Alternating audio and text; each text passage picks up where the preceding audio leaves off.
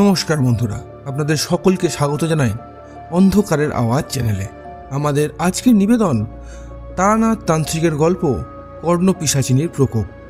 আপনাদের সকলের কাছে অনুরোধ, গল্পটি সম্পূর্ণ শুনুন এবং গল্পের শেষে গল্পটি কেমন লাগলো অবশ্যই আমাদের কমেন্টের মাধ্যমে জানান। তাহলে চলুন শুরু করা যাক তারানাথ তান্ত্রিকের গল্প কর্ণপিশাচিনীর প্রকোপ।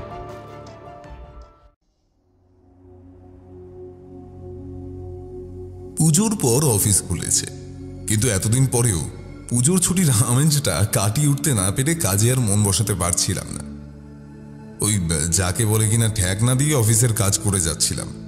আসলে মনের খোরাকটা সেইভাবে মিটছিল না বলেই হয়তো একরকম দায় সারা দিয়ে কাজকর্ম করে যাচ্ছিলাম। বেশ বুঝতে পারছিলাম তারানাথের দর্শন না পাওয়ায় মনটা আঁকু বাঁকু করে চলেছে। সেই মতো রবিবার বিকেল হতে না হতেই গুটি গুটি পায়ে বেরিয়ে পড়লাম মটলেনের উদ্দেশ্যে। মোড়ের মাথায় পৌঁছেই দেখি সেই উড়ে তেলে ভাজা দোকানের সামনে কিশোরীও হাজির। একই বলে তারানাথের গল্পের টান। কিশোরী যে, মনে হচ্ছে অনেকক্ষণ ধরে অপেক্ষা করছো। না হে ভাই, এই তো মিনিট 10। আর আমি ঠিক জানতুম তুমি আসবে, তাই তো তোমার আসতে দেরি দেখে কিছুক্ষণ আগেই চায়ের কথা বলে দিয়েছি। খেয়ে দেখো, এখানকার একেবারে স্পেশাল চা। না, তুমি চা খেয়ে নাও, আমি ততক্ষণে গরম গরম বেগুনি আর পেঁয়াজি দিতে বলি। আর তুমি পাসিং শোটা নিয়েছো তো? ওইটা কি করে ভুলি বলো তো। বলি ডান হাতটা দিয়ে পাঞ্জাবির বুক পকেটটা দেখালো। চাটা শেষ করে ভাতটা ছুঁড়ে ফেলে এবারে আমরা এগিয়ে চললাম তারানাথের বাড়ির দিকে। দরজায় কড়া নাড়তেই যাব, এমন সময় কিশোরী আমাকে বাধা দিয়ে গলাটা একটু হাঁকিয়ে ডেকে উঠল, ঠাকুরমশাই, ঠাকুরমশাই, বাড়ি আছেন নাকি? কিছুক্ষণের মধ্যেই দরজাটা গেল খুলে। দেখি সামনে চারি দাঁড়িয়ে আছে। তারপর এক গাল হেসে বলল, আরে কাকাবাবুরা যে, আসুন আসুন। আমি চারির হাতে তেলেভাজার চ্যাঙারিটা ধরিয়ে দিয়ে বললাম, ঠাকুরমশাই কোথায়?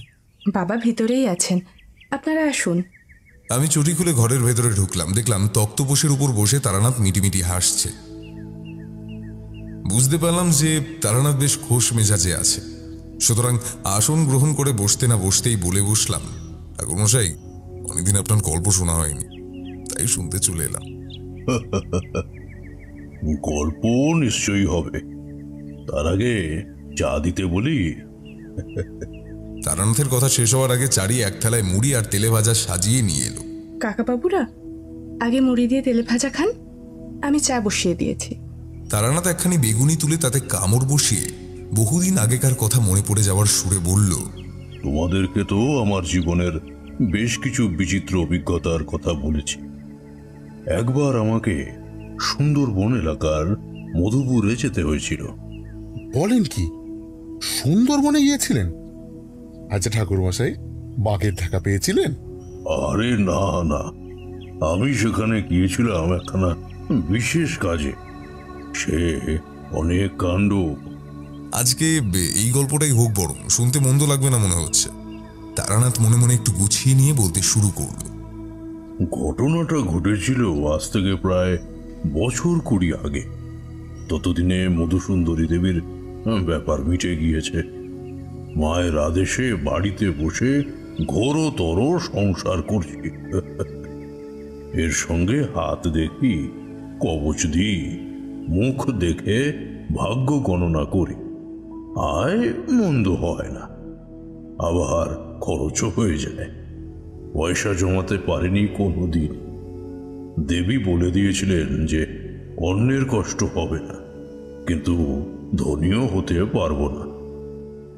এইরকম ভাবেই দিন কেটে যাচ্ছিল। সকালে বৈঠকখানায় বসে একখানা পঞ্জিকা দেখছিলাম। এমন সময় একজন বছর 25-এর ছোকরা মতো যুবক ঘরের মধ্যে প্রবেশ করল। যুবকটির চুল এলোমেলো, গালে দাড়ি গোফের জঙ্গল দেখে বেশ বোঝা যাচ্ছে যে সেই যুবকটি এমন কোনো বিষয় নিয়ে এতটাই চিন্তিত হয়ে রয়েছে যে নিজের দিকে তাকানোর কোনো ফুরসত নেই তার। যুবকটির চেহারার মধ্যে বৈশিষ্ট্যপূর্ণ অংশ হলো তার চোখ জোড়া। এমন বুদ্ধিদীপ্ত চোখ খুব কম মানুষেরই হয়। যুবকটির পরনে ফতুয়া আর ধুতি, সামনে এসে খানিকক্ষণ ইতস্তত করে আমাকে জিজ্ঞাসা করলো, আগে আপনি কি তারানাথ জ্যোতিষার্ণব? আগে হ্যাঁ, কি দরকার বলুন। সাথে সাথেই সেই যুবকটি এগিয়ে এসে পায়ে হাত দিয়ে প্রণাম করলো আমার। তারপর বলল, ঠাকুর মশাই, আমাকে বাঁচান। সবার আগে আপনি শান্ত হয়ে বসুন তো। আচ্ছা, একটা কথা বলুন তো, আপনার পরিবারের মধ্যে সম্প্রতি অস্বাভাবিক কিছু লক্ষ্য করেছেন, তাই তো? এইবারে যুবকটি বিস্ময় হতবাক হয়ে আমার দিকে ফ্যাল ফ্যাল করে চেয়ে রইল। কখন যে তার চোখ বেয়ে জল গড়িয়ে পড়তে শুরু করেছে সেটা খেয়ালই করিনি। অশ্রুসিক্ত কণ্ঠে সে বলে উঠল, ঠাকুর মশাই, ঠাকুর মশাই, আপনি তো অন্তর্যামী। আপনার কাছে তো কোনো কিছুই অজানা নয়। এই বিপদ থেকে আমাকে বাঁচান। দেখুন, আপনার বাড়িতে কিছুকাল যাবৎ যে অলৌকিক কাণ্ড কারখানার উপদ্রব শুরু হয়েছে সেটা থেকে নিস্তার পাওয়া কঠিন কিন্তু অসম্ভব নয়। আমি যোগ বলে সেই ঘটনার সম্পর্কে কিছুটা অবগত হয়েছি। এইবারে আপনি সবিস্তারে আমার কাছে পুরো ঘটনাটি খুলে বলুন। কোনো ছোটখাটো জিনিস কিন্তু বাদ দেবেন না। আমার নাম দিবাকর বিশ্বাস, নিবাস সুন্দরবন এলাকার মধুপুরে। ঘটনাটার সূত্রপাত আজ থেকে সপ্তাহখানেক আগে। আমার ছোট কাকা নরেন বিশ্বাস চাকরি করত সেই বর্ধমানে। উনি কোনোদিন বিয়ে থা করেননি। কেন করেননি তা অবশ্য জানি না, তবে ওনার দেশ ভ্রমণের চরম নেশা ছিল। সেই কারণেই দেশের হেন কোনো প্রান্ত নেই যেখানে উনি যাননি। এমনিতে ছোট কাকা গ্রামের বাড়িতে বিশেষ আসতেন না। কেবলমাত্র এই শেষ 2 বছর ধরে কালী পুজোর সময় তিনি গ্রামের বাড়িতে আসতেন। বেশি কারোর সঙ্গে কথাবার্তা না বললেও আমাকে কেন জানি না উনি খুবই স্নেহ করতেন। সেই কারণে উনি প্রায়ই আমাকে বলতেন যে চাকরি থেকে ছুটি পেলেই উনি নাকি প্রায় সময়ই কামাখ্যা মন্দিরে বেশ কিছু গুরুর সঙ্গে দেখা করতে যেতেন। তাদের কাছ থেকে উনি নাকি তন্ত্রবিদ্যা শেখার ব্যাপারে বিশেষ উৎসাহী ছিলেন। তার প্রমাণ অবশ্য আমি নিজের চোখেই দেখেছি। উনি যখনই কলকাতায় আসতেন তখন ওনার কাছে আমি কালা জাদু, প্রেতচর্চা এই সমস্ত বিষয়ে নানান প্রাচীন পুঁথিপত্র দেখেছি। এই তো দিন 10 আগে এলেন যখন, তখন তাকে বেশ খানিকটা হাসি খুশি লাগছে। উনি প্রথমেই আমাকে দেখে বললেন যে উনি নাকি তন্ত্র সাধনা করে আশ্চর্য এক ফলের খোঁজ পেয়েছেন, যার ফলে তিনি নাকি প্রেত লোক থেকে এক পিশাচকে আনতে সক্ষম হয়েছেন। সেই পিশাচের জোরেই তিনি অসুখ বিসুখ থেকে মুক্ত হতে পেরেছেন। এই মুহূর্তে তিনি চাইছেন যে মানব কল্যাণে সেই শক্তিকে কাজে লাগাতে। আমি প্রথমে ভেবেছিলাম এই সমস্ত পাগলের প্রলাপ, তাই কাকাবাবুর কথায় কোনো গুরুত্ব দিইনি। কিন্তু এই ব্যাপারটা যে এত সোজা নয় সেটা বুঝতে বেশ খানিকটা দেরি হয়ে গেল আমার। এমনিতে ওনার ঘর একতলায় হলেও উনি সাধারণত চিলেকোঠার ঘরটাতেই থাকতে ভালোবাসতেন। শুধু তাই নয়, আমরা যদি সেই সময় চিলেকোঠার কাছাকাছি উপস্থিত হই তাহলে উনি ভীষণ রাগারাগি করতেন। এমনকি গালিগালাজ অব্দি করতে ওনার মুখে বাধ্য না। একজন লোকের মুখে এমন ভাষা শুনে আমরা বেশ তিতিবিরক্ত হয়ে উঠলেও শুধুমাত্র গুরুজন বলে আমরা কিছু বলতে পারতাম না। এরপর থেকে আমরা ওনাকে একটু এড়িয়ে চলতে শুরু করলাম। আসলে উনি আগে আমাদের সঙ্গেই খাওয়া দাওয়া করতেন, কিন্তু এবার কি যে হলো কে জানে, নিজেই উনুনের ব্যবস্থা করে রান্না করতে শুরু করলেন। বয়স্ক মানুষ এইভাবে হাত পুড়িয়ে রান্না করে খাবে, সেটা দেখতেও তো খারাপ লাগে। সেই কারণে আমি যেই না ছাদে গেছি অমনি দেখি কাকা আমার উপরে চোটপাট করতে শুরু করেছেন। এই কারণে ছাদে যাওয়া প্রায় ছেড়েই দিয়েছিলাম। কিন্তু ঠিক দিন 7 আগে এমন একটা ঘটনা ঘটল যে আমরা সবাই স্তম্ভিত হয়ে গেলাম। সেদিন আমার মা সবেমাত্র পুজো দেবে বলে প্রদীপে তেল দিয়ে দেশলাই যেই জ্বালাতে যাবেন অমনি দেখলেন সে দেশলাই আর কিছুতেই জ্বলছে না। উনি সে সময় আমাকে ডেকে পাঠালেন। আমিও দেখি একই অবস্থা। এমন সময় হঠাৎ করেই মায়ের হাতে ধরা দেশলাই কাঠিটা জ্বলে উঠল আপনা থেকেই। ঠাকুরমশাই, জীবনে এমন অবাক করা ঘটনা আমি আর কোনোদিন দেখিনি। সেই দেশলাইয়ের আগুন এসে ধরল মায়ের শাড়িতে। সেখান থেকে ক্ষণিকের মধ্যেই চোখের সামনেই মায়ের সারা শরীরে আগুন ধরে গেল। আমার চিৎকারে বাড়ির সবাই এসে আগুন নেভাবার জন্য যে কত কিছু করলো তার ইয়ত্তা নেই, কিন্তু কিছুতে কিছু হলো না। কত বালতি জল ঢালা হলো, কিন্তু সেই আগুন যেন কিছুতে নিভতেই চায় না। মাকে একেবারে শেষ করে তবে সে ক্ষান্ত হল। চোখের সামনে মাকে এইভাবে মরতে দেখে আমি ডুকরে কেঁদে উঠলাম। বাড়ির সবাই তখন ভেঙে পড়েছে। এমন সময় দেখলাম একটা কালো ছায়া, হ্যাঁ ঠাকুর মশাই, একটা কালো ছায়া নিমেষের মধ্যে সেখান থেকে বেরিয়ে ছাদের দিকে উড়ে গেল যেন। প্রথমে ভেবেছিলাম এসব কিছু হয়তো আমার চোখের ভুল, কিন্তু ভুলটা ভাঙল খুব সহজেই, কারণ সেই ছায়াকে শুধু আমি নই, আরো অনেকেই দেখেছে। সবাই তখন দল বেঁধে ছাদের উপরে উঠতেই চমকে উঠলাম। একই অবস্থা ছাদটার, চারিদিকে পাখিদের পচা গলা দেহ পড়ে রয়েছে, এমনকি সেই দুর্গন্ধের মধ্যেও আনমনের সাধনায় মত্ত হয়ে রয়েছেন কাকা। আমাদের দেখেই বিদ্রুপের হাসি হেসে উঠলেন। এই প্রথমবারের জন্য আমার ধৈর্যচ্যুতি ঘটল। কখনো ভাবতেই পারিনি যে আমার বাবার আপন ভাই এই রকম ব্যবহার করতে পারে, তা আবার যখন তার আপন বৌমণি মারা গেছে। কিন্তু কাকা সবকিছু শুনেও নির্বিকার রইল। উনি এমন একটা ভাব করলেন যেন এটা কোনো একটা সাধারণ ঘটনা। মাথা গরম করে আমি কিছু বলতেই যাচ্ছিলাম, আর তখনই শুনতে পেলাম উনি প্রচণ্ড হাসিতে ফেটে পড়েছেন। বিশ্বাস করুন ঠাকুর মশাই, ওই রকম ভয়ানক হাসি কোনো মানুষের গলায় আমি আজ পর্যন্ত কখনো শুনিনি। বেশ বুঝতে পেরেছিলাম এই বাড়িতে শত ঘটনা ঘটে গেলেও কাকার কিচ্ছু যায় আসবে না। অগত্যা আমরা তাই নিচে ফিরে এলাম। ভেবেছিলাম হয়তো সত্যি এটা একটা বিচ্ছিন্ন ঘটনা, কিন্তু আমাদের ধারণাকে ভুল প্রমাণিত করে আবার সেই রকমই একটা ভয়ঙ্কর ঘটনা ঘটল।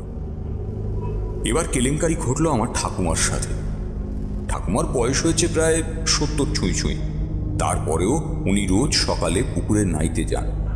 ঠাকুমার নিচের তলাতেই থাকেন, কিন্তু একদিন বাবার সঙ্গে কিছু কথা বলবার জন্য দোতলায় আসছিলেন, আর সেই দিনই ঘটে গেল বিপদ।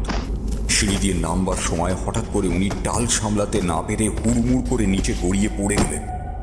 বয়সজনিত রোগে আক্রান্ত হলেও শারীরিকভাবে বেশ শক্ত সমর্থ ছিলেন, কিন্তু ওই রকমভাবে যে পড়ে যাবেন এটা তো কখনোই হতে পারে না। ভবিতব্যকে আর কেই বা খণ্ডাবে। ঠাকুমা সিঁড়ি থেকে পড়ে গিয়ে এত রক্তক্ষরণ হলো যে কবিরাজ মশাইকে ডাকবার সুযোগটি পর্যন্ত দিলেন না। এই 2 নম্বর মারাত্মক ঘটনার পরে আমার বারবারই মনে হচ্ছিল যে এইসব ঘটনার পেছনে নিশ্চয়ই কাকার সেই পিশাচ সাধনাই দায়ী। মনের মধ্যে যখন এই সমস্ত চিন্তা ঘুরপাক খাচ্ছে, সেই সময় বাড়ির চাকর হারু কাকা এসে শোনালো 3 নম্বর অমঙ্গল সূচক ঘটনা।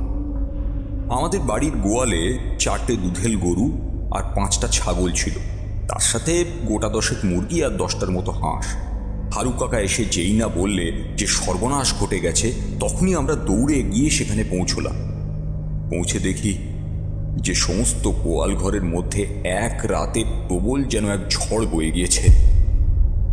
গরুগুলো চোখ উল্টিয়ে জিভ বের করে নিষ্প্রাণ অবস্থায় পড়ে রয়েছে। পেটের মধ্যে কেউ যেন ধারালো কোনো অস্ত্র দিয়ে চিরে ফালা ফালা করে দিয়েছে, ফলে পেটের ভেতরকার সবকিছু বাইরে বেরিয়ে এসেছে। ছাগলগুলোর অবস্থা আরও খারাপ, সবকটার মাথা ধরে কেউ যেন টেনে ছিঁড়ে দিয়েছে। এতটা পাশবিক কোনো মানুষ হতে পারে সেটা আমরা কল্পনাই করতে পারিনি। অবশ্য সেই ভয়ঙ্কর দৃশ্যের শেষাংশ দেখা তখনও বাকি ছিল। আমাদের কল্পনাতীতভাবে সেই অবলা পাখিগুলোর সারা শরীর কেউ যেন ধারালো কোনো কিছু দিয়ে কেটে কেটে গোটা গোয়াল ঘরের চারিদিকে ছড়িয়ে দিয়ে গেছে। এমন দৃশ্য দেখার পরে আমি কিংকর্তব্য বিমূঢ় হয়ে পড়েছিলাম। কি করব, কোথায় যাব, কিছুই বুঝতে পারছিলাম না। এমন সময় পাশের বাড়ির একজন খোঁজ দিল যে পাশের গ্রামে একজন ওঝা থাকেন। তাকে একবার ডেকে আনা গেলে উনি নাকি পুজো আচ্ছা করে আমাদের সমস্ত বিপদ থেকে মুক্তি দিতে পারবে। সেই মতো তাকে খবর দেওয়ার জন্য লোক পাঠানো হলো। ঠাকুমা মারা যাওয়ার পরে ঠাকুমার মৃত্যু সংবাদ কাকাকে জানাবো কিনা সেই বিষয়ে আমি ভাবছিলাম, কারণ উনি আমাদের এখন নিজের পরিবারের অংশ বলে মনে করেন না। এত কিছুর পরেও নিজের মায়ের মৃত্যু সংবাদ জানার অধিকার তার ছেলের আছে বলে আমি কাকাকে জানানোর জন্য সেই চিলেকোঠার সামনে এসে উপস্থিত হলাম। সেদিন ওখানে আমার সঙ্গে কেউ যেতে রাজি হয়নি। আসলে কাকার আগের দিনকার ব্যবহার আর বাড়িতে হয়ে চলা এই সমস্ত ঘটনা, এই সমস্ত পর্যালোচনা করে দেখলে ব্যাপারগুলো কেমন জানি না একটা অপশক্তির উত্থান বলে মনে হয়। কিন্তু কাকা তন্ত্র সাধনা করলেও উনি কোনোদিন সাধন বা তন্ত্রের কিছু বোঝেন বলে তো আমার মনে হয় না। উনি সামান্য সরস্বতী পুজো কী করে করতে হয় সেটা অবধি এখনো জানেন কিনা সেই বিষয়ে আমার বিস্তর সন্দেহ রয়েছে। আর এই তো পিশাচ সাধনা, সেখানে তন্ত্র জানবার জন্য নিশ্চয়ই বাজার চলতি বই বা পুঁথি পড়ে সেই বিষয়কে আয়ত্ত করা যায় না, এতটা সহজ নিশ্চয়ই নয়। তাই কাকার দ্বারা বিশেষ কিছু হবে বলে তো আমার মনে হয় না। আর এই জন্যেই এই পিশাচকে আটকাবার জন্য গ্রামের পুরোহিত নবীন বাণুজ্যে মশাইকে ধরে বেঁধে নিয়ে আসা হয়েছিল। কিন্তু পিশাচকে বাধা দেওয়া তো আর চারটিখানি কথা নয়, তার জন্য শুনলাম বিস্তর জিনিসপত্র লাগে। নবীন পুরোহিত আসার পরে উনি সবেমাত্র সদর দরজার চৌকাঠে পা দিয়েছেন, অমনি কোথা থেকে একটা ঠান্ডা বাতাস এসে ওনার ঘাড়ের উপর দিয়ে বয়ে গেল। উনি ব্যাপারটা পুরোপুরি না বুঝলেও আমাদের বাড়িতে কিছু যে একটা গণ্ডগোল আছে সেটা তিনি ভালো মতোই টের পেয়েছিলেন। আমার অবচেতন মন ক্রমাগত জানান দিচ্ছিল যে কোনো একটা অশুভ শক্তি হয়তো কোথাও ওঁত পেতে রয়েছে। আমার মন যে ভুল ধারণা পোষণ করেনি সেটা টের পেলাম যখন আমরা পৌঁছলাম কাকার ঘরে। গোটা ঘরের মধ্যে কিরকম একটা পচা গন্ধ বেরোচ্ছিল। এমন নোংরা ঘর আমি জীবনে কোথাও দেখেছি বলে তো মনে হয় না।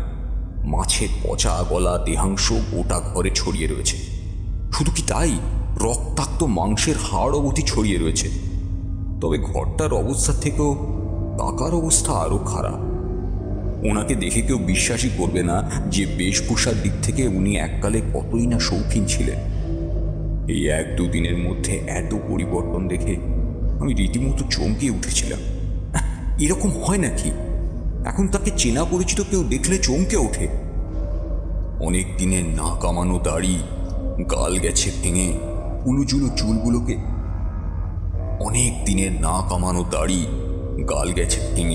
উলুঝুলু চুলগুলোকে কোনো মতে শান্ত করে রাখার চেষ্টা।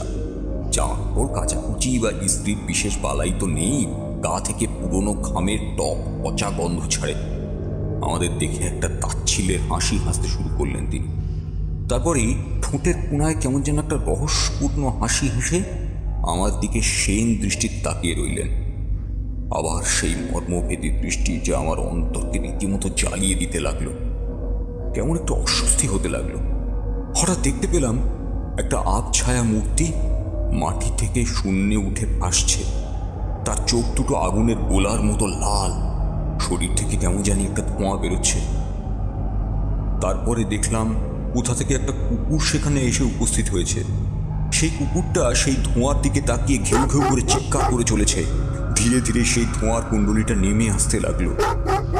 এইবারে কুকুরটা যেন নিজের চোখের সামনে জীবন্ত বিভীষিকাকে দেখতে পেল। সে ক্রমে ক্রমেই এক পা করে পিছিয়ে আসতে শুরু করলো। কুকুরের পিছু হটা দেখে সেই আবছায়া মূর্তির তীব্র জিঘাংসা নিয়ে ঝাঁপিয়ে পড়ল কুকুরটার উপরে।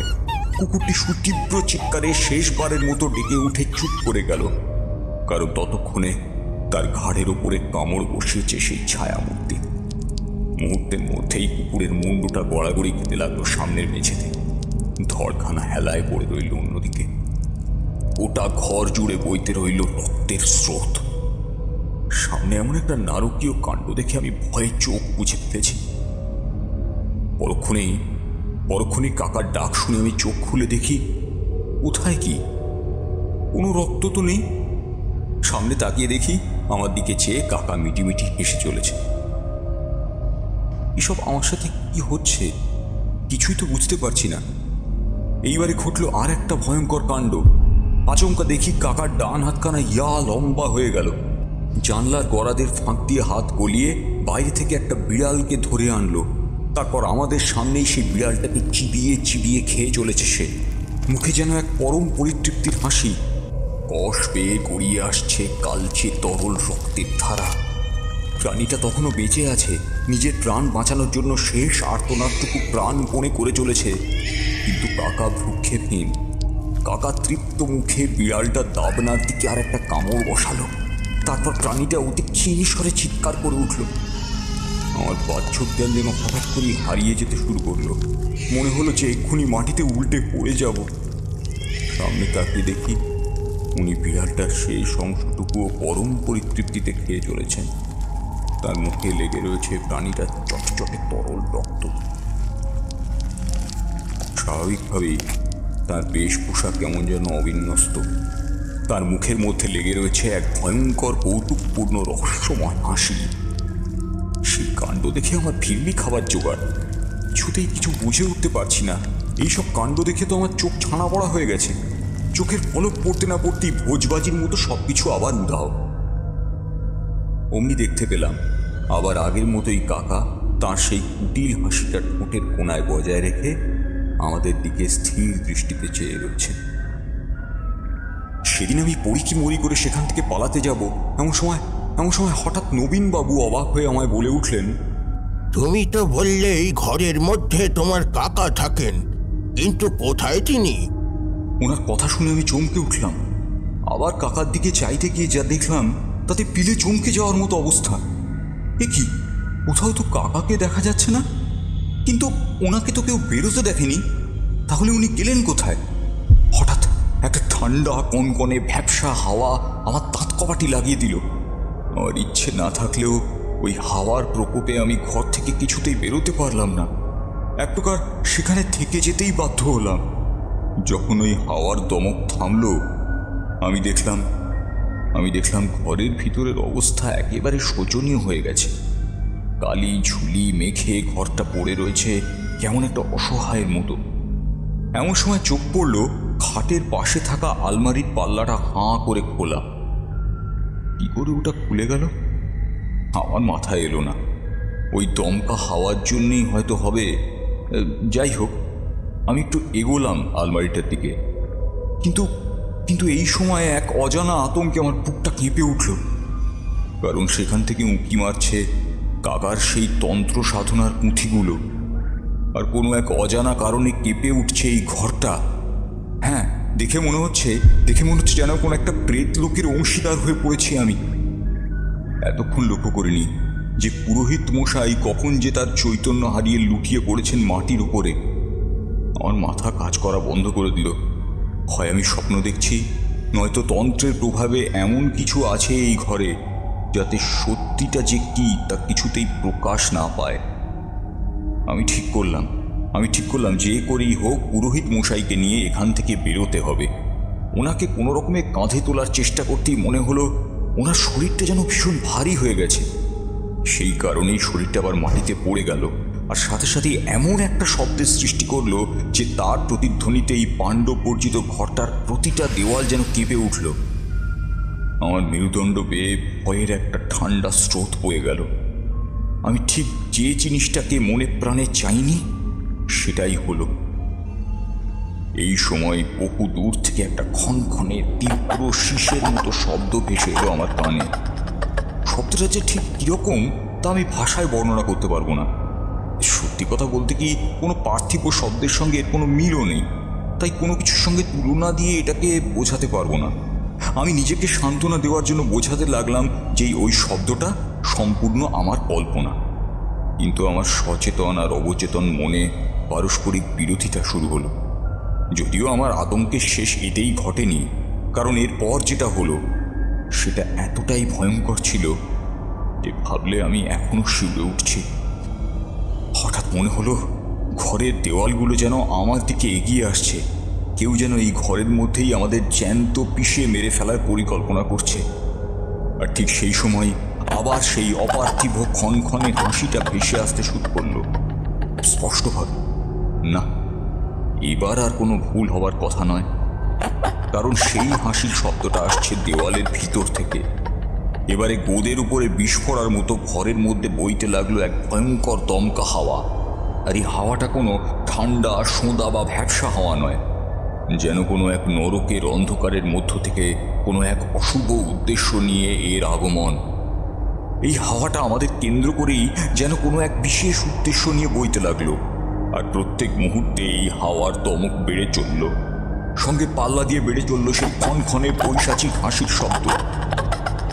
কোনো রকমে গতকাল প্রাণে বেঁচে ফিরতে পেরেছিলাম।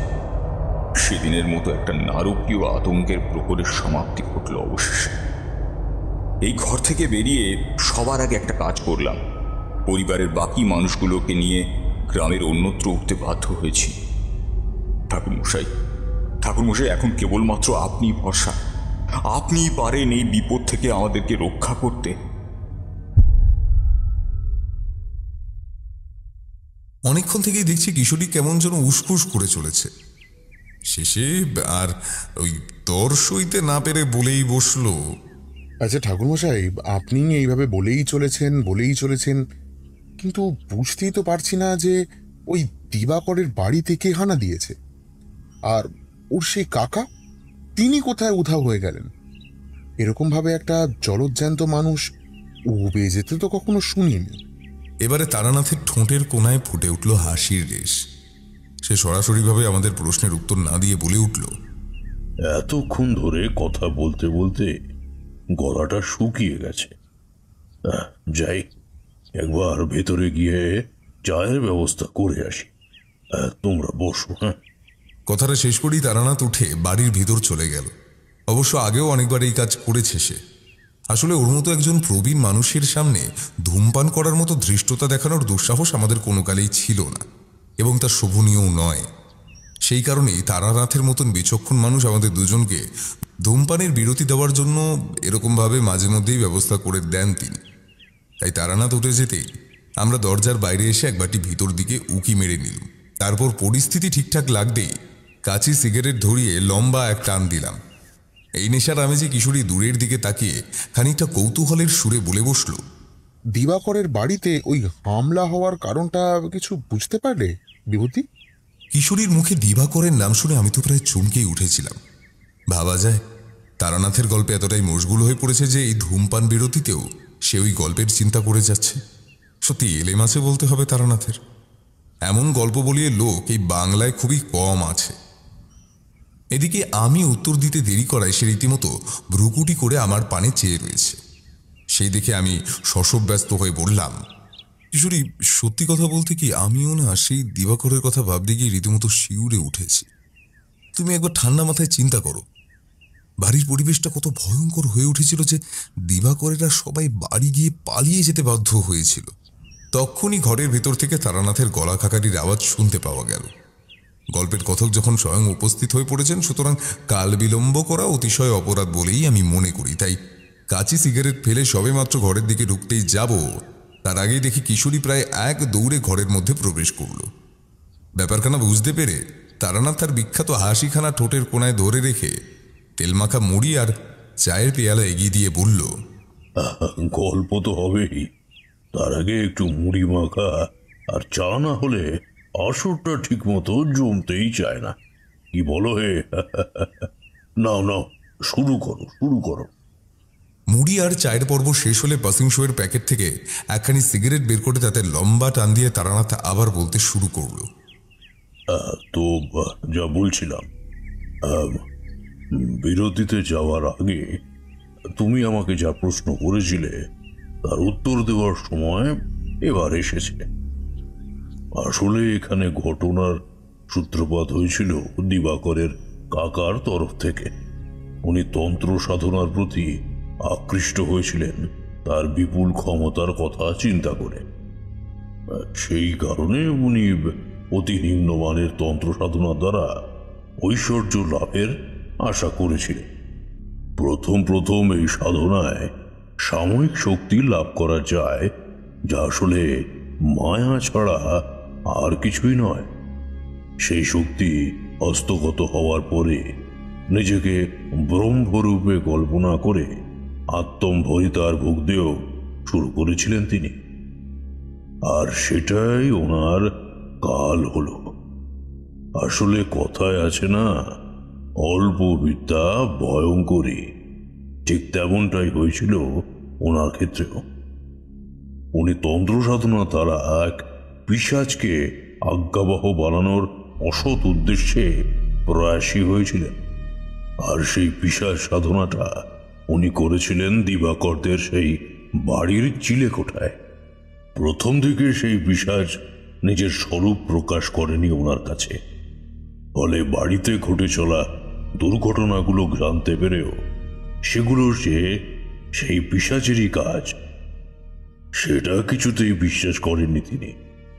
তার ফলে সেই পিশাচকে বাঁধন দেওয়ার শত চেষ্টা করেও যখন তিনি ব্যর্থ হন, তখন তার চেতনা ফেরে যে কি বিশাল ভুল করে ফেলেছেন তিনি। কিন্তু ততক্ষণে যা ক্ষতি হওয়ার হয়ে গেছে।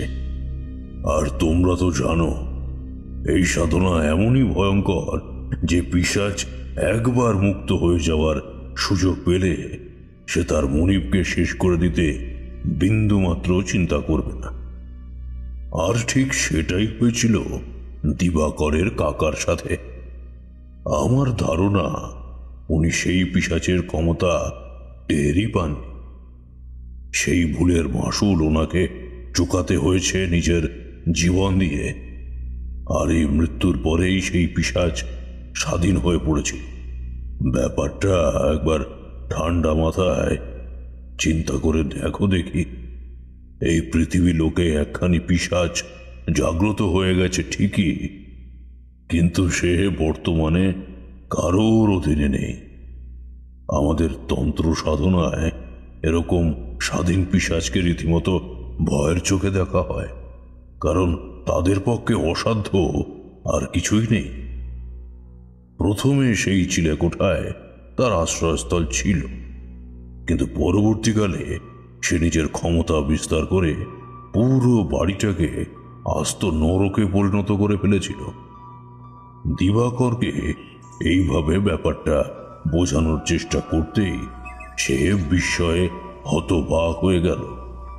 এমন একটা ঘটনা যে তাদের অগোচরে ঘটে গেছে, সেটা তারা কিছুতেই ভাবতেই পারেনি। সে হাউমাউ করে কাঁদতে কাঁদতে বলতে শুরু করলো, ঠাকুরমশাই বড় আশা নিয়ে এসেছি। আমাদের এই বিপদ থেকে মুক্ত করুন ঠাকুরমশাই, উদ্ধার করুন আমাদের। এই অপয়া শক্তি আমাদের শেষ করেই ছাড়বে। একমাত্র আপনিই পারেন এমন একটা বিপদ থেকে আমাদের রক্ষা করতে। দেখো দিবাকর, তোমাদের বাড়িতে না যাওয়া অবধি বিপদের মাত্রা কতটা বৃদ্ধি পেয়েছে সেটা আমি বলতে পারবো না। তবে তোমাকে আগেও বলেছি, সেই বিপদ থেকে উদ্ধারের পথ কঠিন হলেও অসম্ভব কিন্তু নয়। শোনো, আমাদের আর বিলম্ব করা ঠিক হবে না। সন্ধ্যার পূর্বেই রওনা না দিলে আরো ভয়ঙ্কর বিপদ অপেক্ষা করে রয়েছে তোমাদের জন্য। আমি ততক্ষণে এদিকের কাজটা একটু সেরে আসি, কেমন? আমার কথার উত্তরে দিবাকর শুধু মাথাটা নাড়ল, তারপর একইভাবে চুপ করে বসে রইল মাথা নিচু করে। আমি বাড়ির জন্য বাজার সেরে নিলাম। স্ত্রীকে সবকিছু বলতে এসে আমাদের জন্য আলু সিদ্ধ দিয়ে ভাতে ভাত করে দিল। সেটা খেয়েই আমরা দুজনে বেরিয়ে পড়লাম অসমের মঙ্গল দইয়ের উদ্দেশ্যে। এখনকার দিনের মতো এত ভালো যানবাহনের ব্যবস্থা তখন ছিল না, তাই ট্রেন থেকে নেমে খোঁজ করতে লাগলাম সেখানে যাওয়ার পথের, আর তাই খেয়ার ব্যবস্থা করতে লাগলাম। একেই এরকম দুইবার যাত্রা করার ফলে দিবাকরের শরীর কাহিল হয়ে পড়েছে। অবশ্য তার দুশ্চিন্তার কারণটা যুক্তিসঙ্গত, কিন্তু এইভাবে তো যাত্রা করা যায় না। তাই স্টেশনের বাইরে একটা চায়ের দোকানের থেকে আমরা দুইজনে চা আর নিমকি খেয়ে নিলাম। তারপরে সেখান থেকে বেশ খানিকটা হেঁটে এসে পৌঁছালাম মাতলা নদীর পাড়ে। সেখান থেকে মধুপুর যাওয়ার এয়ায় উঠে বসতেই সেই নৌকাটা ছেড়ে দিল। এতদিন পরে গ্রামে ফিরেও মনের মধ্যে শৈশবের যে ছবিগুলো আঁকা হয়ে আছে সেগুলো আবার দেখতে পারছিলাম। এত মুক্ত আকাশ আবার কবে দেখব সেটা অনেকদিন ধরেই ভাবছিলাম। আচমকা এরকম একটা সুযোগ যে এসে যাবে সেটা স্বপ্নেও ভাবতে পারিনি। যাই হোক, নদীর দুই ধারে দিগন্ত বিস্তৃত ধান ক্ষেতের সুবর্ণভূমি। সেদিকে তাকালেই মনে হচ্ছে প্রকৃতি যেন রং তুলি নিয়ে নিজের আপন খেয়ালে রাঙিয়ে চলেছে। তার সাথে ক্ষেতের মধ্যে বয়ে চলা মৃদুমন্দ বাতাসে ধানের শিশিগুলি নেচে চলেছে নিজের ছন্দে। গাঁয়ের মেয়ে বউরা কাঁখে কলসি নিয়ে পুকুর থেকে জল নিয়ে বাড়ি ফিরছে। ছোট ছোট ছেলেমেয়েরা বেরিয়ে পড়েছে খেলাধুলা করার উদ্দেশ্যে। যখনকার কথা বলছি তখনকার সময় ঘরে ঘরে এত বিজলি বাতির প্রচলন হয়নি। বেশিরভাগ ক্ষেত্রে রাস্তাঘাট ছিল পায়ে চলা মেঠো পথ। তার উপরে বেশিরভাগ রাস্তাতেই বড় বড় গাছের ছাউনির মতো হয়ে রয়েছে। সব থেকে মজার ব্যাপার হলো এক একটা বাড়ির সামনে অনেকখানি জমি জমা দখল করে রাখত। আম বাগান, জাম বাগান, আলুর ক্ষেত, সুপারি বাগান, আরো কত কি। এইসবের কারণেই কারোর বাড়ি যেতে হলে বেশ কিছুটা সময় লেগে যেত। এইবারে বুঝতে পারছো তো রাতের বেলা গ্রামের রাস্তায় চলাফেরা করতে কতটা বিপজ্জনক অবস্থার সম্মুখীন হতে হয়। সাপখোপের ভয় তো তখনও ছিল, আজও আছে। তারপর ধরো কোনো জন্তু জানোয়ার যদি খাবারের সন্ধানে লোকালয়ে প্রবেশ করে তাহলে তো আর কথাই নেই। তাই সেই সময় রাতের বেলা লোক রাস্তায় বের হলে নিজের পক্ষে একখানা হ্যারিকেন নিয়ে যেত। অবশ্য আমরা এই মুহূর্তে সুন্দরবন এলাকায়। মাঝি বারংবার আমাদের বারণ করে দিয়ে বলেছেন যে আমরা কোনো মতেই যেন সেই নদীর জলে হাত অথবা পা না দেই, কারণ সেই জল কামটের আবাসস্থল। কামট অতি ভয়ঙ্কর প্রাণী। তুমি মনের আনন্দে নদীতে হাত পা ডুবিয়ে বসে আছো, যখন নৌকার উপরে হাত পা বা তুললে দেখবে যে কখন তোমার সেই অংশ সুনিপুণভাবে কেটে নিয়ে গিয়ে পগার পর হয়ে গেছে কামট। এই কারণে নৌকায় যেতে হলে বিশেষ সাবধানতা অবলম্বন করতেই হয়। তার সাথে প্রায় সময় বাঘের প্রকোপ তো লেগেই আছে। এ তো গেল নদীর অবস্থা। রাস্তাঘাটেও খুব সাবধানে চলাফেরা করতে হয়। অবশ্যই পূর্ণিমার রাত হলে অবস্থাটা অন্য রকমের হয়ে যেত। দল বেঁধে পথে ঘাটে বেড়াতে কোনো অসুবিধা হতো না। মাথার উপর অমন সুন্দর চাঁদের আলোর যোজনা গোটা পরিবেশটাকে ভরিয়ে রাখত।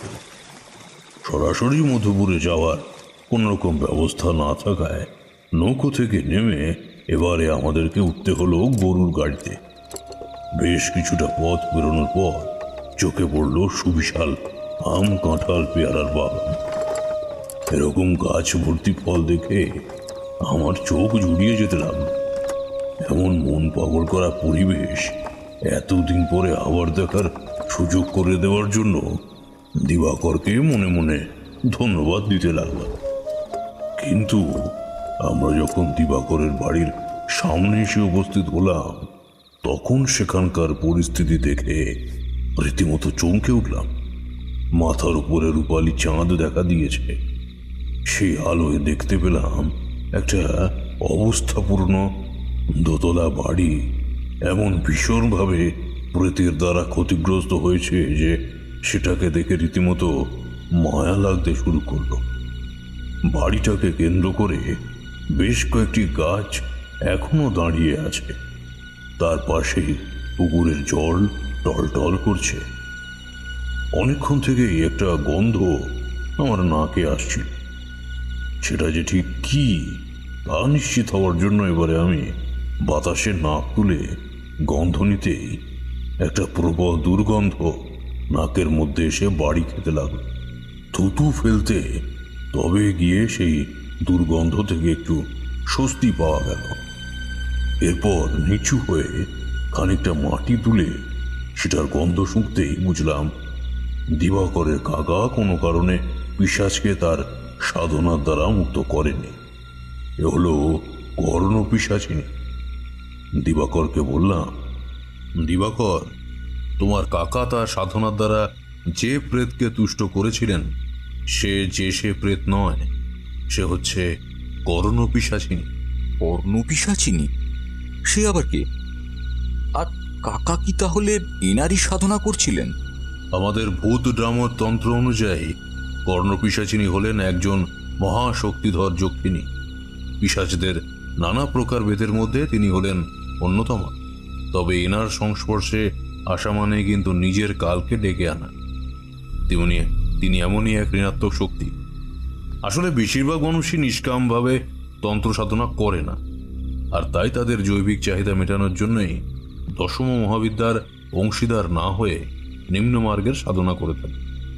আসলে এইসব মানুষগুলো মিথ্যে ইন্দ্রিয় সুখানুভূতির আশায় এইসব সাধনার পিছনে দৌড়ে বেড়ায়। তোমার কাকারও শেষ বয়সে এসে বুদ্ধি নাশ হয়েছিল, তাই তিনি পৃথিবীর সর্বাধিক ঐশ্বর্য লাভের আশায় ভুল গুরুর পাল্লায় পড়ে এমন কাণ্ড ঘটিয়েছেন। তিনি যদি জানতেন যে কর্ণপিশাচিনীর দ্বারা কি ভীষণ পরিমাণ ক্ষতি হওয়ার সম্ভাবনা আছে, তাহলে হয়তো তিনি এই সাধনা থেকে বিরত থাকতে পারতেন। কিন্তু কথাতেই তো আছে, বিনাশকালে বিপরীত বুদ্ধি। তার এই ভুল কাজের ফলে তোমাদের বাড়ির মধ্যে স্বচ্ছ নির্মল হাওয়া বাওয়া প্রায় ছেড়েই দিয়েছে। এটা যে কোনো সাধারণ ঘটনা নয়, আশা করি তুমি নিজেও বুঝতে পারছো। তবে চিন্তার কোনো কারণ নেই, ঘাবড়ে যেও না। যাই হয়ে যাক না কেন, কোনো রকম ভয় পাবে না। স্বয়ং ভগবান তোমাদেরকে রক্ষা করবেন। সবার আগে তোমাদের বাড়ির চারিদিকে বাঁধন দিয়ে দিতে হবে, যাতে এই বাড়ি ছেড়ে ওই পিশাচিনী বাইরে যাতে বেরোতে না পারে। এর সাথেই আমাকে যজ্ঞে বসতে হবে। এক মুহূর্ত সময় নষ্ট করা যাবে না। সবার আগে আমাকে তোমাদের বাড়ির সেই চিড়েকোঠায় নিয়ে চলো তো, সেখানেই আমি যজ্ঞে বসবো। কথাটা শেষ করে আমি কোনো উদ্যোগ নিতে দিবাকর ভয়ে ভয়ে বাড়িটার দিকে চাইতে লাগলো।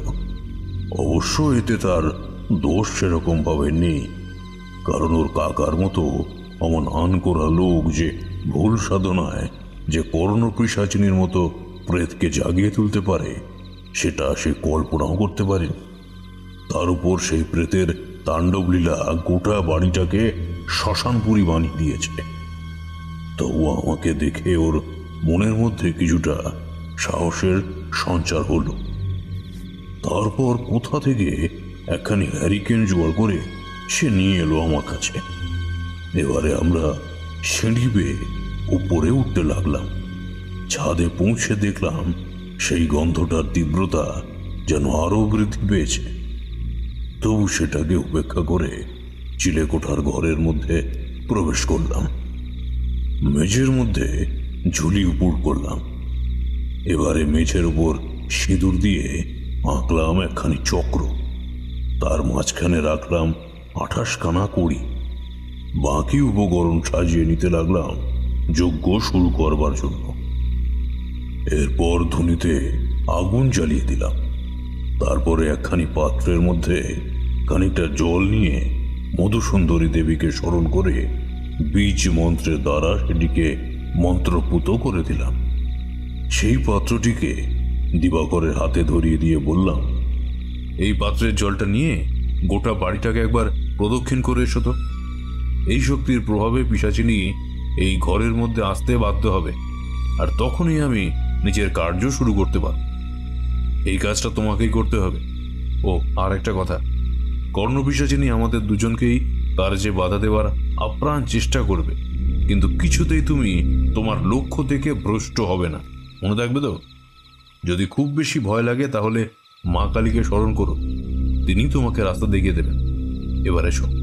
ঠিক আছে ঠাকুর মশাই, তাই হবে। এই বলে দিবাকর সেই পাত্রটি আমার হাত থেকে নিল। তারপর হ্যারিকেন আর পাত্র হাতে ধীরে ধীরে সেই ঘর থেকে বেরিয়ে গিয়ে সিঁড়ি বেয়ে নিচের দিকে যেতে লাগল। আর ঠিক তখনই যেন অলঙ্ঘনীয় ভবিতব্যের মতোই দরজাটা ওর পিছনে সজোরে বন্ধ হয়ে যায়। ও বেরিয়ে যেতেই আমি আবার মধুসুন্দরী দেবীকে স্মরণ করে এক মনে তার ধ্যানে বসে গেলাম। কারণ দেবী আমাকে বলেছিলেন যে যখন আমি কোনো বিপদে পড়ব তাকে যেন আমি স্মরণ করি। তিনি সমস্ত বিপদ থেকে আমাকে রক্ষা করবেন। বেশ খানিকক্ষণ হয়ে গেছে আমি ওনার ধ্যানে রীতিমতো মগ্ন হয়ে পড়েছি। এমন সময় পেলাম এক পৈশাচিক হাসির শব্দ। সেই শব্দে গোটা ঘরটা যেন কেঁপে কেঁপে উঠতে লাগলো। ঠিক সেই সময় আমার কানের খুব কাছে কেউ এসে বলে উঠল, ওরে মূর্খ, কেন এসেছিস সেখানে? নিজের প্রাণ খোয়াতে যদি না চাস তাহলে এখনই এই বাড়ি ছেড়ে চলে যা। সেই কথা শেষ হতে না হতেই আবার গোটা ঘর জুড়ে ছড়িয়ে পড়ল এক অসীম নীরবতা। এবারে বাড়ির বাইরে আচমকা দিবাকরের পরিত্রাহী চিৎকার শুনতে পেলাম। বেশ বুঝতে পারলাম যে কর্ণপিশাচিনী তার মায়ার দ্বারা আমাকে এই বাড়ি উদ্ধারে বাধা দিয়ে চলেছে। সবেমাত্র আমি যজ্ঞের ধ্বনিতে একটা কাঠের টুকরো তুলতে যাব, এমন সময় দেখি সেই ঘরের মধ্যে দিবাকর দাঁড়িয়ে আছে। তার সে কি ভয়ঙ্কর চেহারা হয়েছে! কাঁধের উপর মুন্ডুর জায়গার বর্তমানে স্থান পেয়েছে আমার দেওয়া সেই মন্ত্রপুত পাত্রটা, আর দিবাকর দুই হাতে বুকের কাছে নিয়ে আছে ওর নিজের মুন্ডুটা। এবার হঠাৎ দেখি সেই কাটা মুন্ডুর চোখটা খুলে গেল। কি বিভৎসতার চাহনি! চোখ দুটো যেন ভাঁটার মতো জ্বলছে। এরপরে স্বাভাবিকভাবেই কথা বলতে শুরু করলো সেই মুন্ডুটা। ঠাকুর মশাই, এ আপনি কি করলেন? আপনাকে বিশ্বাস করার এই শাস্তি দিলেন? আপনি তো আমাকে জীবিত অবস্থায় মৃত বানিয়ে দিলেন। কি দোষ করেছি আমি, একটু বলবেন? দিবাকরের কথা শেষ হতেই আবার সেই পিশাচিনী আমার কানে কানে বলতে শুরু করলো, তোকে তো আগেই বলেছিলাম দিবাকরের এই অবস্থার জন্য সম্পূর্ণরূপে তুই দায়ী। আমার কথা না শোনার ফল এবারে তোকেও ভোগ করতে হবে। এখনো বলছি, চলে যা এখান থেকে, এ আমার স্থান। সেই পিশাচিনীর কথা শেষ হতে না হতেই আবার সে হাওয়ায় মিলিয়ে গেল। এখন এই ঘরের মধ্যে আমি আর সামনে দাঁড়িয়ে থাকা দিবাকরের মায়া সৃষ্ট রূপ। আর কালো বিলম্ব না করে আমি সেই ধুনি থেকে একটা কাঠের টুকরো তুলে নিলাম। তারপরে বাম হাতের তর্জনীতে সেটা প্রবেশ করাতে ক্ষত সৃষ্টি হয়ে গেল। সেখান থেকে রক্ত ঝরতে শুরু করল। ঝুলিতে থাকা একটা পাত্রের মধ্যে খানিকটা রক্ত রেখে দিলাম। তারপর সামান্য ঘি, শ্বেত সরিষা আর বিউলির ডাল মিশিয়ে নিলাম তাতে। এরপরে সেই পাত্রের মধ্যে ক্ষত আঙুলটাকে ডুবিয়ে দিলাম, আর সাথেই শুরু করলাম পিশাচ আবাহনের মন্ত্র। কতক্ষণ যে সেই মন্ত্র জপ করে গেছি তার আর কোনো ইয়ত্তা নেই। আচমকা শুনতে পেলাম আমার কানের কাছে সেই পিশাচিনী আবার বলতে শুরু করেছে, আমাকে ডাকছিস কেন? কি দরকার তোর? তুই কি ধনবান হতে চাস? মা গো, তুমি আমাকে ভুল বুঝো না মা। বিষয় আশয়ের প্রতি আমার কোনো মোহ নেই। সারা জীবন যাবতীয় উপার্জন নিমিষেই ধুলোয় মিশে যায় আমাদের এই নশ্বর জীবনের অস্তমিত হয়ে যাবার সঙ্গে সঙ্গে। তাই এই মিথ্যা বৈষয়িক বিষয়ের প্রতি মোহ রেখে কি লাভ বলো তো? ঈশ্বরের কৃপায় খাদ্য ছাড়াও যাবতীয় চাহিদা মিটে যায়। তাই ছদ্ম মোহতে জড়িয়ে যেতে আমি বিন্দুমাত্র রাজি নই। আমি শুধু একটি বারের জন্য তোমার দর্শন পেয়ে নিজের জীবনকে সার্থক করে তুলতে চাই মা, দর্শন দাও। আমার কথা শেষ না হতেই সেই পিশাচিনী অট্ট হাসিতে ফেটে পড়ল।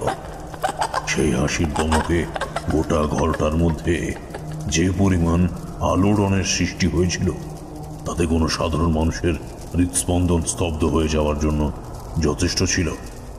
তারপরে পিশাচিনী বলতে শুরু করলো, এই জগৎ সংসারী গুপ্ত জ্ঞান লাভের আশায় সাধকেরা আমার আরাধনায় রত হয়। সেই সাধনায় সিদ্ধ হতেই বনমত ফল পেয়ে গেলেই তাদের আসল রূপ প্রকাশ হয়ে পড়ে। সবাই শুধু নিজেদের ইন্দ্রিয় সুখ লাভের আশায় আমার সাধনা করে, আর তুই কিনা কেবলমাত্র আমার দর্শন লাভের আশায় মন্ত্র জপ করে চলেছিস। মা, তোমার দর্শন পেলেই যে আমার জীবন সার্থক হবে মা। ওরে মূর্খ, তুই কি এতটাই বোকা যে নিজের কালকে নিজের হাতে টেনে আনছিস? এখনো সময় আছে। ওই মন্ত্র জপ বন্ধ করে ফিরে যা এখান থেকে। জীবনের ওপরে মোহ কি তোর এত তাড়াতাড়ি চলে গেছে? তুই তো তন্ত্র সিদ্ধ, তাহলে নিজের এত বছরের সাধনার ফল এইভাবে ফুৎকারে উড়িয়ে দিতে পারবি তো? মা, আমি সবকিছু জানি। আমি তো তোমার সন্তান। তাই তুমি যে আমার উপরে অসন্তুষ্ট নও সে ব্যাপারেও আমি 100% নিশ্চিত। তাহলে এরকম বোকার মতন কাজ করে কেন নিজের বিপদ ডেকে আনছিস? অন্যের করা পাপ কার্যের ফল ভোগ করতে চাইছিস কেন? মা, আমি তো শুধু তোমার দর্শন পেতে চাই একটিবারের জন্য, আর তোমাকে এত কাছ থেকে পেয়েও দেখার সুযোগ না পেলে সত্যি আমার মানব জীবন ব্যর্থ হয়ে যাবে। মা, এইভাবে একজন সাধকের বিনীত অনুরোধকে ফিরিয়ে দেবে তুমি? বলো, ফিরিয়ে দেবে? আমার কথা শেষ হলেও ওপাশ থেকে কোনো রকম শব্দ আমি শুনতে পেলাম না। মা আমার উপরে কি তাহলে ক্রুদ্ধ হয়েছেন? কিন্তু এই মহাসুযোগটাকে কিছুতেই হাত ছাড়া করা যাবে না, তাই আবারও কাতর স্বরে ডেকে উঠলাম, মা, মা গো, এক পলকের জন্য হলেও আমি তোমাকে দেখতে চাই মা, আমাকে দেখা দাও। আমার কথা শেষ হতেই এইবারে সেই অনন্ত নিস্তব্ধতাকে ছিন্ন করে শুনতে পেলাম দরজার বাইরে কারোর পায়ের শব্দ। আমি তখনও নিজের ভাগ্যকে বিশ্বাস করতে পারছিলাম না। সত্যি কি মাকে দেখার সৌভাগ্য হবে আমার, নাকি কোনো মায়া?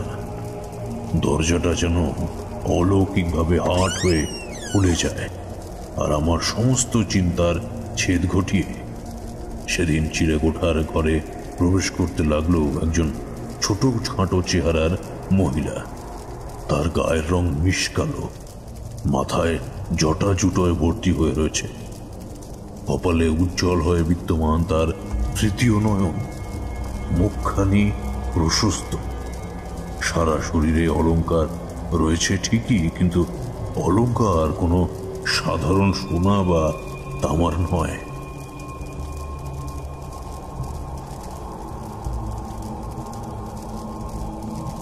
মানুষের হাড়ের অলংকার তার শরীরে সেজে রয়েছে।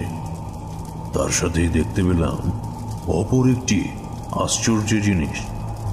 সেই শরীরে রয়েছে তার 4খানি হাত, নিচের 2 হাতে রয়েছে মানুষের মাথার খুলি, অপর দিকের ডান হাত অভয়দানের ভঙ্গিতে রয়েছে, আর বাম হাতের মধ্যে রয়েছে ক্ষুরধার খড়গ। রক্তে ভেসে যাচ্ছে তার সমস্ত মুখ। রক্তস্নাতা সেই ভয়ঙ্কর রূপ দেখে মনে হচ্ছে যেন সাক্ষাৎ চলমান নরকের আহ্বায়কে। দেওয়ালের সিলিংয়ে জানালার কাঠে লেগে গেছে তাজা রক্তের ছাপ। সারা মেঝে থই থই করছে রক্তে, যেন আজ বিশ্ব চরাচরের সমস্ত রক্ত এই ঘরের মধ্যে। আমি বিস্মিত চোখে দেখে যাচ্ছিলাম মায়ের সেই ভয়ঙ্কর সুন্দর রূপ।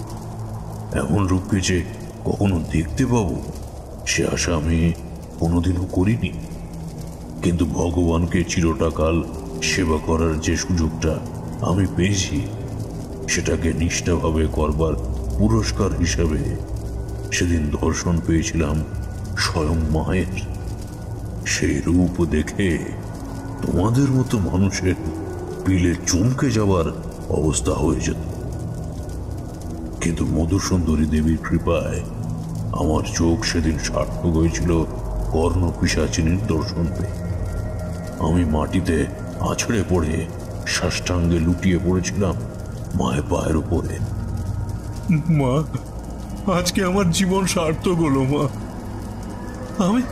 আমি তোমার দর্শন পেয়েছি। কোনো ভুল ত্রুটি হলে ক্ষমা করে দিও মা।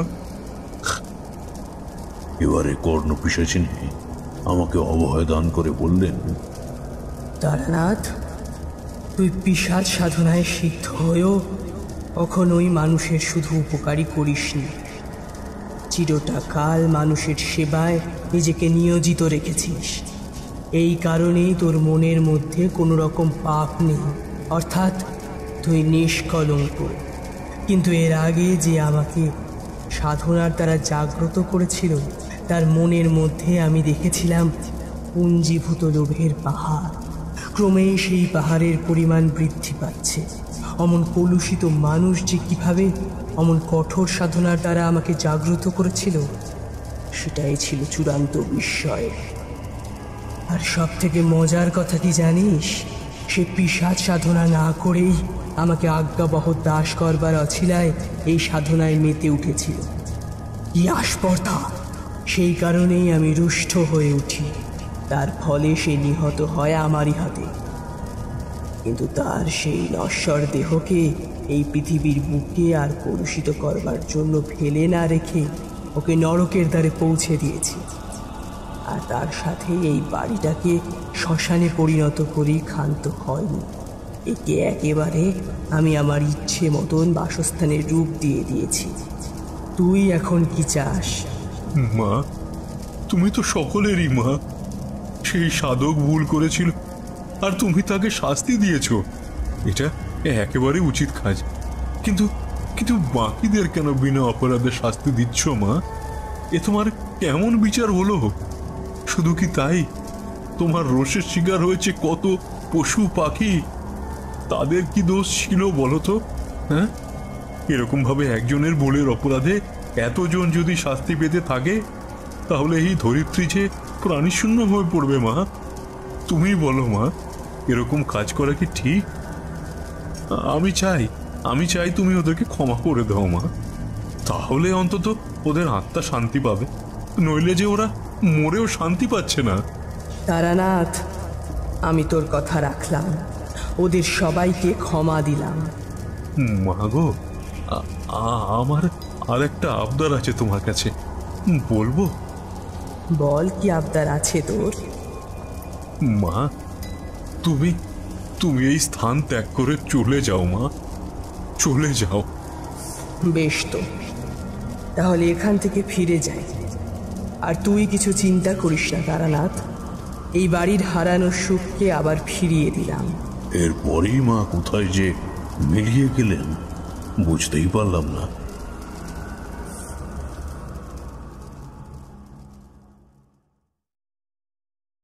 আর সবচেয়ে অবাক করা ঘটনা হলো, ওই স্থান থেকে একজোড়া নারীর পদচিহ্ন বাইরের দিকে চলে গেছে আমি দেখতে পেলাম।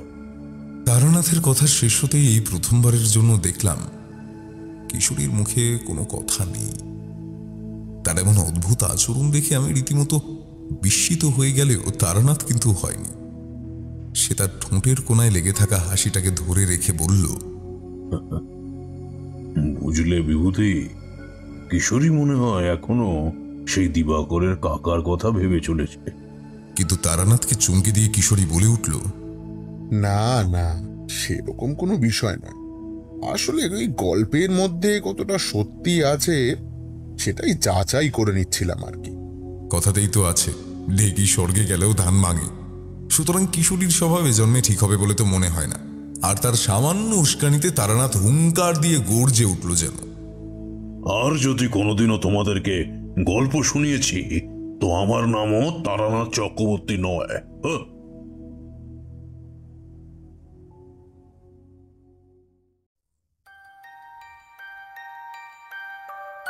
শুনছিলেন তারানাথ তান্ত্রিকের গল্প কর্ণপিশাচিনীর প্রকোপ।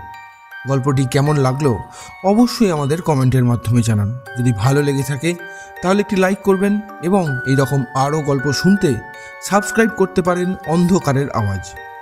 দেখা হবে পরবর্তী একটি ভিডিওতে। ততক্ষণের জন্য ভালো থাকুন, সুস্থ থাকুন।